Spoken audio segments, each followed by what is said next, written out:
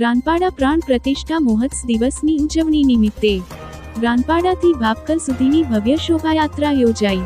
સંત સ્વયંસેવકો ભાવિક ભક્તો શોભાયાત્રામાં જોડાયા।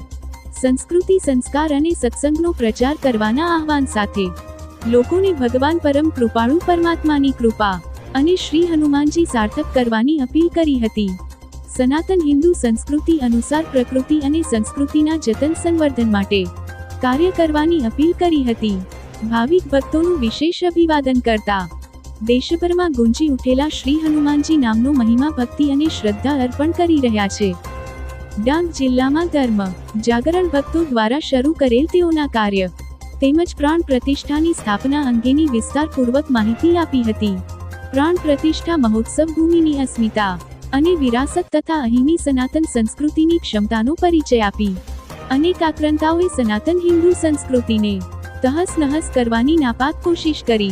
તેમ છતાં સનાતન સંસ્કૃતિ તેના સિદ્ધાંત સાથે ટકી રહી છે તેમ જણાવ્યું હતું। આદિવાસી સમાજને હજારો વર્ષોની પરંપરા મુજબ સમાજની મુખ્ય ધારામાં લાવવા માટે અનેક સમય પગલાંનો રાજ્ય લઈ રહી છે, ત્યારે આદિવાસી સમાજને યેન કેન પ્રકારે ગુમરાહ કરતા તત્વો સામે સૌને એકજૂટ ભ્રામક વાતોમાં ન દોરવાતા સનાતન સંસ્કૃતિના જતન સંવર્ધન માટે સૌ શોભા યાત્રામાં મોટી સંખ્યામાં ભાવિક ભક્તો ઉપસ્થિત રહ્યા હતા।